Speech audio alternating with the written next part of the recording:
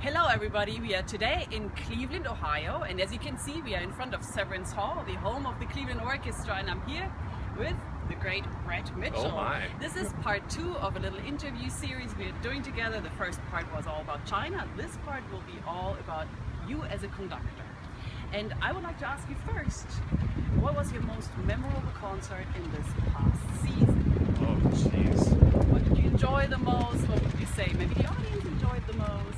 Boy, I don't know. You know what we actually just did? We're taping this in early August right now. That's right. And I had a concert, actually it was kind of 2 concerts, just 2 days ago on August 1st down at the Blossom Music Center, yes.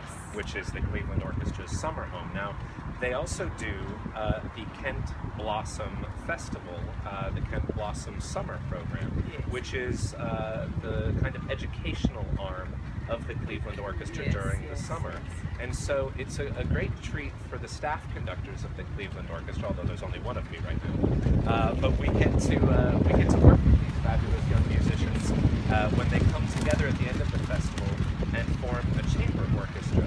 And so on Saturday evening, we got together on the stage of Blossom and we performed with the Kent Blossom Chamber Orchestra this marvelous Stravinsky piece that never gets done called the Danse Concertante, and then the Prokofiev Classical Symphony, which is one of the great works of all time. Yes. I'm actually the first staff conductor that we can remember in Cleveland Orchestra history that has not only done the prelude performance with the Kent Blossom Chamber Orchestra, but has also done the main Cleveland Orchestra performance that evening. So then the Cleveland Orchestra and I performed The Noon Witch, one of the late tone poems of Antonin Dvorak. Yes. We played the Barber Violin Concerto with James Ennis, which was my favorite pieces. Yeah, it only becomes more and more special to me, and getting to play it with James was just He's an fantastic. absolute Yes. treat. I'm sure. And then at the end of the concert, we actually take the Kent Blossom Chamber Orchestra and the Cleveland Orchestra and combine them side by side, all right. and played the Bartok Concerto for Orchestra. Also one of my favorites. So yeah, no, it was wonderful. great. I mean, it makes for a long day, and that's not talking about the 5 hours of rehearsal between 1 o'clock and 6 o'clock that I'd have to do. Sure. So I slept yesterday. Oh, you did, for a change. For a long time, but it was absolutely my favorite performance this season. It was great. Oh, that's wonderful. And it's fresh on your mind. That's wonderful. Let me ask you, for our audiences, people always ask, what do you do on the day of a performance? Would you let us in on what Brett Mitchell's day is the day of? What do you do? Yeah, well, it depends on what the day is. I mean, on a day like I had on Saturday, I don't do anything but conduct, frankly. Get up and start. And that's it. And then you go till you drop at the end of the night. If I can, what I like to do on the day of a performance is sleep in if I can, which is getting earlier and earlier. The older I get, sleeping in used to mean 2 in the afternoon. Now sleeping in means 9. 9 is pretty great. good. That's Yes, very yes, good. yeah. My thing that I really try to do every day of a performance, if I can, is actually have a nap. Yes. I really try to take a nap in the afternoon. Yeah. I find that if you go from the beginning of the day and try to push all the way through to the end of the day with a performance from 8 to 10 o'clock, you're just not quite there enough if you haven't kind of recharged a little bit. Yeah. So I eat light as a guy like me eats. Oh. I like to eat. I like to eat light. I'll eat after the concert. I try not to go on stage with a full stomach. Weigh you down. I will say this though, that as a staff conductor of American orchestras, I was with the Houston Symphony before I was with the Cleveland Orchestra. I end up doing quite a lot of educational concerts as well. That's right. And that is a different story because those educational concerts will start at like 10 a.m. When I was at the Houston Symphony, they would start at 9:30 a.m. I am many things. A morning person is not one of them.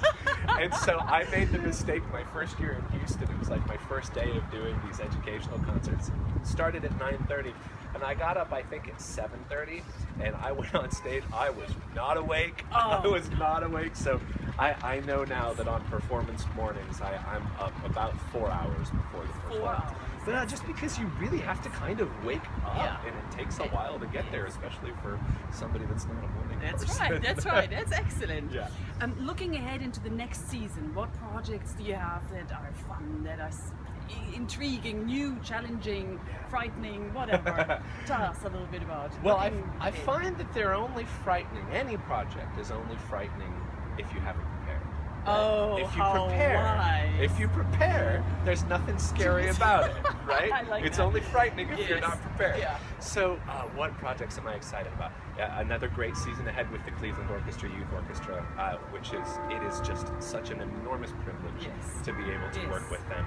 We do tons of great repertoire every season. That will be great. Lots more educational concerts with the Cleveland Orchestra. We're doing a great big all Beethoven educational program down in Miami in the fall, which will be a lot of fun. It's fun because it ends up being, you know, excerpts from I think something like 7 of the 9 symphonies, or even 8 of the 9 symphonies. I saw that. I was like, you're doing all of these? Trying to put them all together in your brain is a little bit much. I'll also say that in December, over the course of less than a week actually, I think December 10th, you know, we started this series at the Cleveland Orchestra where we're presenting great films with the orchestra playing the scores for those films live while the films are being broadcast. I didn't know that. That's fantastic. It's great. And so we do on December 10th, we do Back to the Future. Very fun. Which is just, I mean, look, I was born in 1979. Back to the Future came out in 1985, so I was a 6-year-old boy. How excited do you think I am to do this? I mean, this is great. Alan Silvestri wrote a phenomenal score. It's going to be a lot of fun. And then 6 days later, on December 16th, we're going to do another of these film projects, and it will be my first time conducting a John Williams complete film, Home Alone, which is going to be great. Brilliant. You know, I wouldn't be here, honestly, if it weren't for John Williams, because I got into classical music so late compared to most of our colleagues. I was really into pop music and into jazz in particular.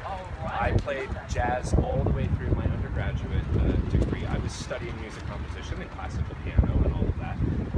But it really wasn't until I can tell you exactly when it was. I was a freshman in high school. I was 14 years old, 1993, and my friend Rick Mark, who was in the bands with me, in the high school bands, he offered to give me a ride home one day. And he had this CD in his little red Honda Civic hatchback that was John Williams by request. And he put it in, and it started with like Star Wars, and then Superman, and then E.T., and Indiana Jones. And I remember thinking, are all these really by the same guy? Unbelievable. And so it was really through John's music that I got into classical music, orchestral music. I honestly wouldn't be here if it weren't for John Williams. So to get to do film scores with the Cleveland Orchestra, it's a great treat. I mean, it's for my money, it's the greatest orchestra in the world. And to get to hear these magnificent scores that were never originally intended for the concert hall, to get to hear them brought to life by the world's greatest orchestra, I mean, what more could you want? That's very true. Well, thank you so much for coming today. Thanks for talking about your experiences on stage, also in our first part about your experiences in China. Thanks very much. Good luck for the next season. Thanks you so much. What a pleasure. Bye, everybody. Bye.